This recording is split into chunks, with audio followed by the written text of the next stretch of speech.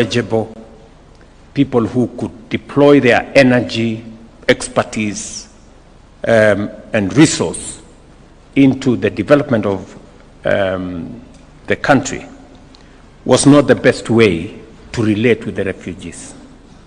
And therefore, it became necessary for us to rethink the place of refugees in our society and contextualize it with host communities.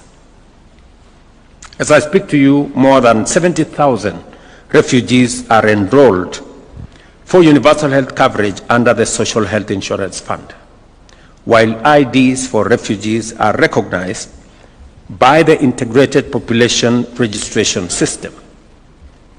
Partnerships such as International Finance Corporation, Kenya Commercial Bank, and Swedish International Development Agency guarantees funds are catalyzed their financial inclusion and engagement in entrepreneurship and job creation. And I must thank these agencies for making it possible for refugees to be part of our financial system, and to thank the private sector, including our banks, for participating.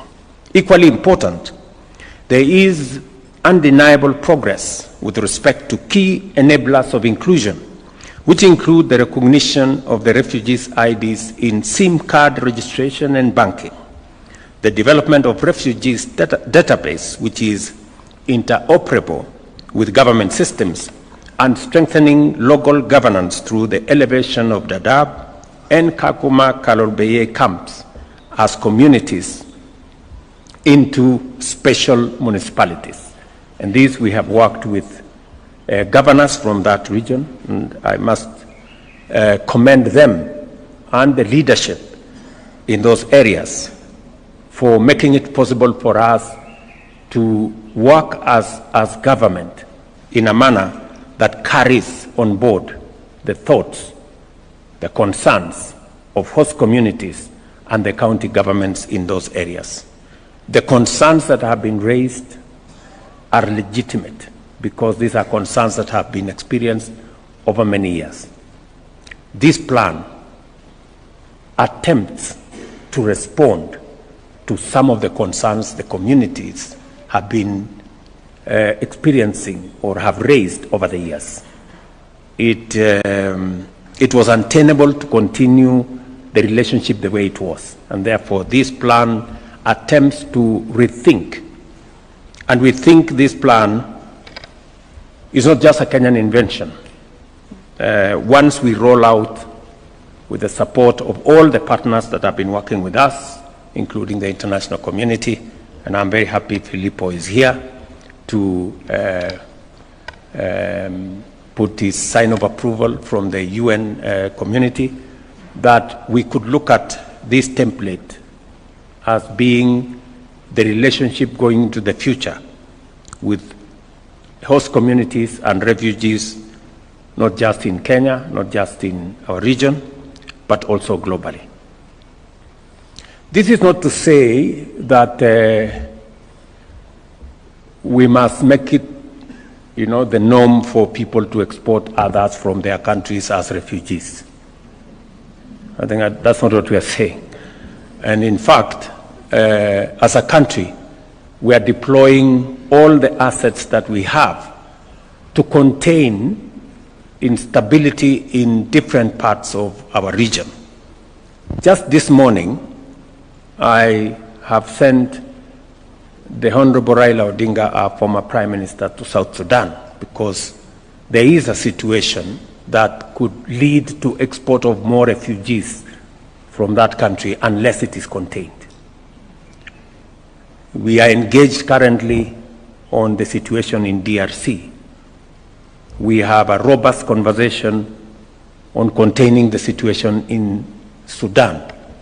So we are doing what we can as Kenya, working with partners and regional mechanisms to see to it that we contain situations that could lead to people seeking asylum and being leaving their countries because of instability and other challenges that countries face.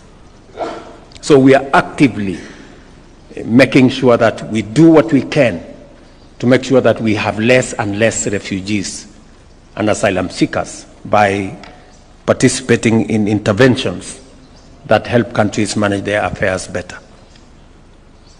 I must also say that as champion of the Africa Union reform, of our Africa Union family, we are also looking at how we can better stabilize our region, how we can deploy resources in our continent to stabilize this continent, because unless we stabilize this continent, any meaningful activity, any progress is undermined, and we become a place of displaced people and refugees and asylum seekers. And we are currently looking at our peace and security architecture of the Africa Union so that we can find a link and connection to the international community. And I'm very happy that we've already made the first step, that Africa Union peace initiatives will now be funded as agreed by the UN by United Nations assessed contribution, making Africa Union interventions